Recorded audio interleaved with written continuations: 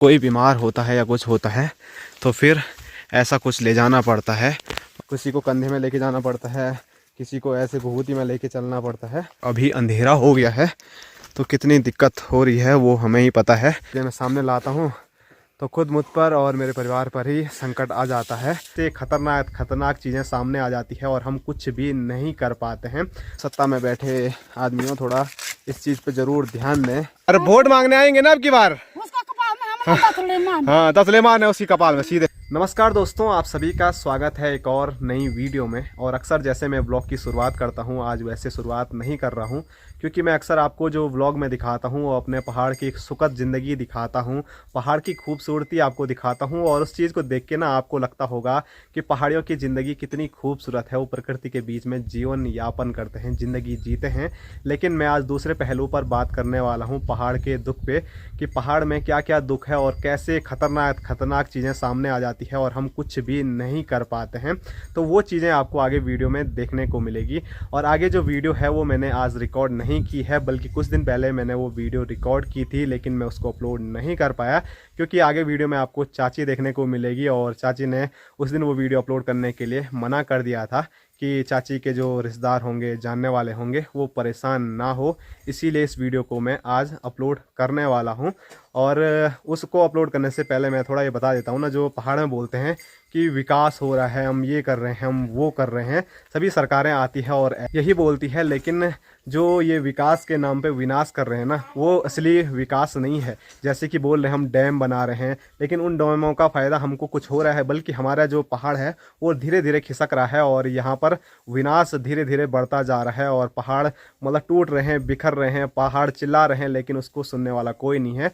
सभी को पैसा चाहिए और उसी के लिए सभी ये काम कर रहे हैं। तो पहाड़ में जो असली विकास होना चाहिए ना, जो सुख सुविधाएं यहाँ के लोगों को मिलनी चाहिए, वो यहाँ पर उपलब्ध नहीं है। और उसी का एक पहलू आपको आगे वीडियो में देखने को मिलेगा। तो मैं ज़्यादा अभी नहीं बोलूँगा, बल्कि आप सीधे वो वीडियो देखिए, आपको पता चल जाएगा कि पहाड़ में आखिरकार क्या होता है। और सबसे पहले ये बता देता हूँ कि उसमें मैंने बताया नहीं था कि क्या हुआ है चाची को। तो चाची गई थी पेड़ में घास काटने के लिए, और उसके बाद चाची के मतलब दराती हाथ से खिसक गई या क्या हो गया, चाची का पूरा पैर कट गया। और उसके बाद जब दिक्कतें सामने आई ना, वो आगे वीडियो में आपको पूरा देखने को मिलेगा कि यहाँ पर क्या क्या सुविधाएँ हमको मिल रही हैं, जो कि सरकार बोलती है कि हर गाँव में हमने इतनी सुविधाएँ पहुँचाई है, लेकिन हकीकत ज़मीनी तौर पे वो सुविधाएं हमको अभी तक पहाड़ियों को मिली है या नहीं मिली है, वो सब चीज़ें आगे वीडियो में आप देखिए और फिर मुझे कमेंट करके बताइए। दोस्तों अभी अभी चाची के पैर में थोड़ा चोट लग गई है। तो हमारे गांव में रोड है नहीं, कई बार मैं बताता रहता हूं। तो जब कोई बीमार होता है या कुछ होता है तो फिर ऐसा कुछ ले जाना पड़ता है। और मतलब ऐसी वीडियो बनाना सही नहीं है, लेकिन उन लोगों तक ये वीडियो ज़रूर पहुँचनी चाहिए जो सत्ता में तो आते हैं, लेकिन फिर भी गांव-गांव तक रोड नहीं भेजते हैं। मतलब हमारे गांव से लगभग 2 किलोमीटर तक पैदल हमको जाना पड़ता है। और इमरजेंसी में तो अभी तो पैर में चोट लगी है, लेकिन कभी कभी इतनी ज़्यादा इमरजेंसी आ जाती है कि तुरंत मतलब ऐसी सुविधाएं चाहिए होती है, जैसे रोड हो गई, अस्पताल हो गई। तो हमारे गाँव में रोड नहीं है, और सिर्फ अपना ही गाँव में नहीं, तो कई मतलब पहाड़ के ऐसे गाँव हैं जहाँ तक अभी रोड नहीं पहुँची है, जबकि हमारा देश आज़ाद हुए कितने साल हो गए हैं। तो सत्ता में बैठे आदमियों थोड़ा इस चीज़ पे ज़रूर ध्यान दें कि हमने आपको वोट दे के जिताया है, तो आपने वादे किए थे कि हम आपके गांव में रोड लाएंगे, ये करेंगे, वो करेंगे। चलो और चीज़ें तुम करो ना करो, लेकिन आज की डेट में जो रोड की सुविधा है वो हर गांव में होनी चाहिए। नहीं तो फिर इमरजेंसी में हमको ऐसे ही मतलब किसी को कंधे में लेके जाना पड़ता है, किसी को ऐसे घुघुती में लेके चलना पड़ता है। कई दिक्कतों का सामना अभी भी पहाड़ के लोगों को करना पड़ता है। तो कृपया हाथ जोड़ के आप लोगों से भी रिक्वेस्ट है मेरी कि इस वीडियो को ज़्यादा से ज़्यादा शेयर कीजिए, जिससे कि ये वीडियो उन तक पहुंचे जो हमारे यहाँ सत्ता में बैठे हैं लेकिन कोई काम नहीं कर रहे हैं। तो चलो, ऐसे में मतलब वीडियो बनाने का मन तो नहीं करता है, लेकिन फिर भी जो जानकारी है वो आप तक सही पहुँचनी चाहिए कि कितना काम कर रही है, कौन सरकार कर रही है। मैं किसी भी एक सरकार को नहीं बोलूँगा, लेकिन अभी तक जितनी भी सरकारें हुई हैं, कोई ऐसी चीज़ों पे ध्यान नहीं दे रहा है, गांव-गांव में रोड नहीं लेके आ रहा है। मैं तो अभी रोड की बात कर रहा था, लेकिन रोड के साथ साथ इन रास्तों की भी आप हालत देख सकते हैं, जिस पे हम पैदल भी चलते हैं, कैसी बुरी हालत है। और अभी अंधेरा हो गया है तो कितनी दिक्कत हो रही है वो हमें ही पता है। घर में बैठे लोगों को क्या उस चीज़ का अंदाज़ा होगा जिन्होंने रोड की सुविधा पाई है उनको उतना पता नहीं चलेगा, लेकिन जिन गाँवों में अभी रोड नहीं है, जिन गाँवों में सही रास्ते नहीं हैं और कई प्रकार की सुविधाएँ नहीं हैं, सुविधाओं से वंचित हैं, उन्हीं लोगों को इस दुख का भी अनुभव हो रहा होगा। तो नितिन भाई कब आएगी रोड, जब नितिन भाई बूढ़ा हो जाएगा? तो लगभग 2 घंटे चलने के बाद अभी हम पहुँचे हैं रोड पे, अब जाके गाड़ी में बैठ रहे हैं। तो इतनी दिक्कत हो रही है भाई, सोचो रोड ना हो तो क्या क्या करना पड़ता है। तो अभी हम हॉस्पिटल से वापसी घर पहुंच चुके हैं, घर तो नहीं अपने पैदल मार्ग पर पहुंचे हैं। और 2-4 चाची को टाँके लगे और नीचे जाते समय तो मैं रोड की बात कर रहा था, लेकिन जैसे ही हॉस्पिटल पहुंचे, हॉस्पिटल में डॉक्टर थे लेकिन वहाँ पर पड़ रही थी ज़रूरत एक्सरे की, लेकिन वहाँ पर फिर हमारे जो सरकारी व्यवस्थाओं की जो हालत है वो फिर सामने आई। वहाँ पर एक्सरे मशीन ख़राब हो रखी थी और जो वहाँ पर डॉक्टर साहब थे उनका खुद कहना है कि आज का ज़माना सोशल मीडिया का है, तो कृपया ऐसी चीज़ों को सोशल मीडिया पे डालें, हमारी उसमें कोई भी गलती नहीं है। तो बात तो सही है, डॉक्टर वहाँ पर उपलब्ध थे, लेकिन अब सामान नहीं होगा, दवाइयाँ नहीं होगी या एक्सरे जैसी मशीनें ख़राब पड़ी होगी, तो फिर उनमें उनका कोई भी दोष नहीं है।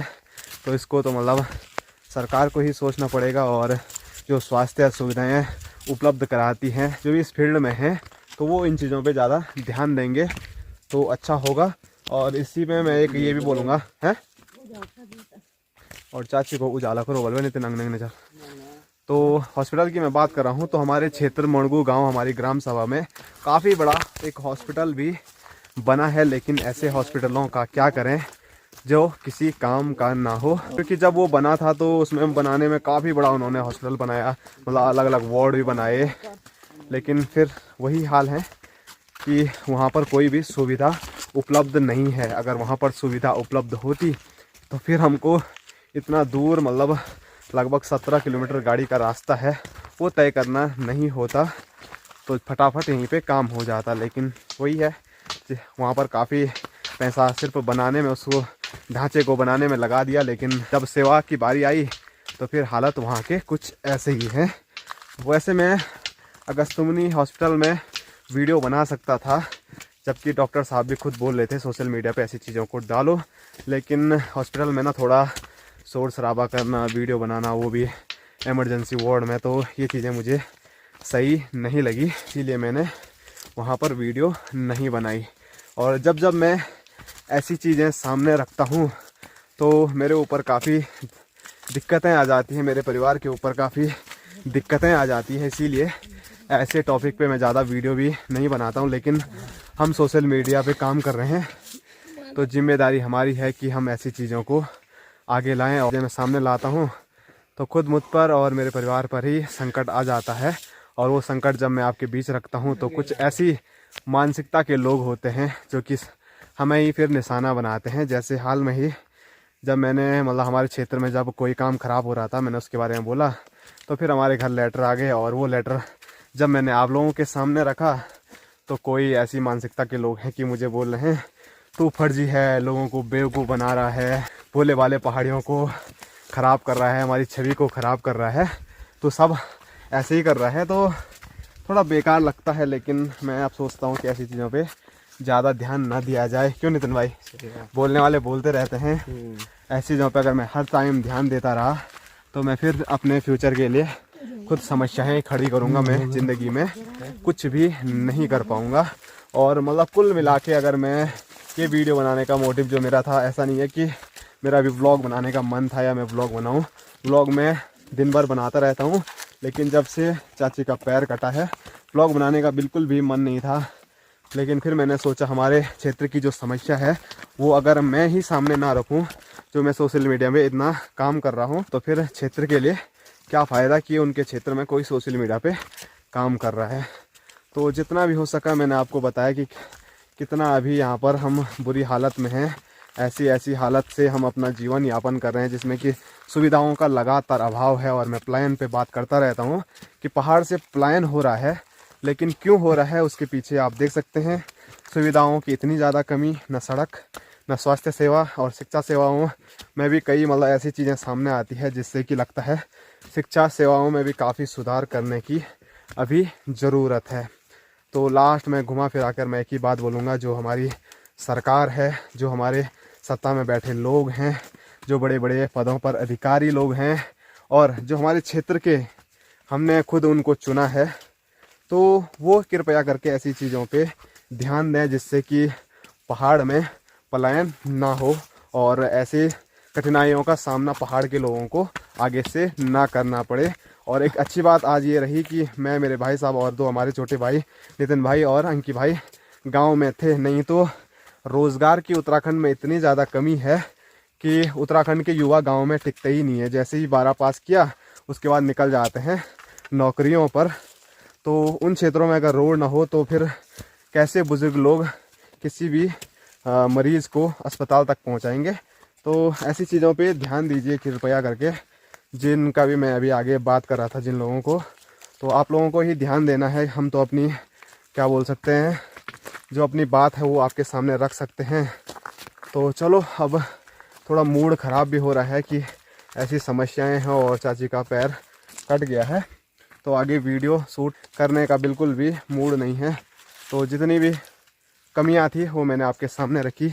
तो आपसे रिक्वेस्ट है कि इस वीडियो को ज़्यादा से ज़्यादा शेयर करें जिससे कि पहाड़ का जो दर्द है वो आगे पहुंचे और फिर ऐसी चीज़ों में थोड़ा सुधार हो। तो आज दूसरा दिन है और आज एक बार फिर चाची को हॉस्पिटल लेके गए थे। और जो मैंने आपको बोला था कि रोड ना होने की वजह से चाची को कुछ ऐसे उठा के लेके जाना पड़ रहा है, तो बड़ी हालत ख़राब हो रही है।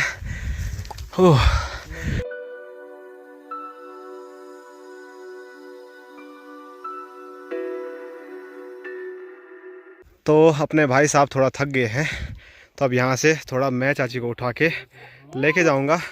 तो ऐसा ही कुछ सीन चल रहा है कि थोड़ा भाई साहब लेके जा रहे हैं और थोड़ा मैं लेके जा रहा हूँ। बाबा सब याद आएगा।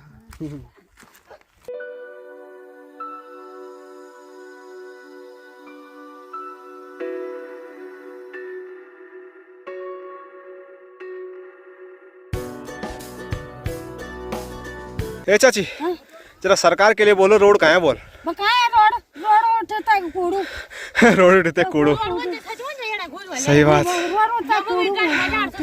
रात को भी परेशानी पर्स है, आज भी लगे वो भी परेशानी।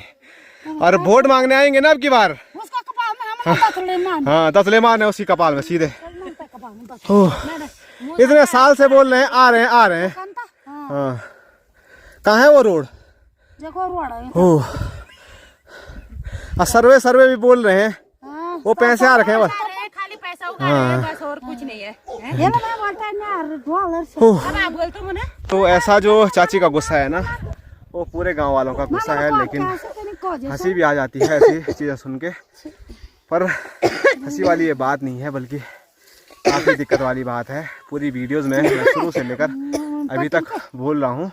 तो पहाड़ के मतलब यही दिक्कत है, नहीं रोड तो लाते नहीं है और घास के लिए हमने जाना ही है। ऐसा तो नहीं, हाँ, मतलब ऐसा नहीं है कि एक बार चोट लग गई तो आदमी नहीं जाता है। पहाड़ में एक से एक ऐसे केस देखने को मिलते हैं, आदमी गिरता रहता है, चोटें लगती रहती है, लेकिन क्या करें, काम भी नहीं छोड़ सकते हैं। ज़िंदगी पहाड़ की कुछ ऐसी है, मतलब दूर से तो बड़ी हसीन लगती है, लेकिन हसीन और खूबसूरत के साथ साथ थोड़ा डरावनी है, थोड़ा दर्दनाक है। और ये दर्द ना और ज़्यादा बढ़ा देती है जो हमारी ये सरकारें हैं। मतलब अभी तक कोई भी रोड की व्यवस्था नहीं है, हॉस्पिटल की व्यवस्था नहीं है। और माँ बोल रही है फटाफट घर आओ, बारिश भी आ रही है। तो चलो चाची को उठाते हैं फिर।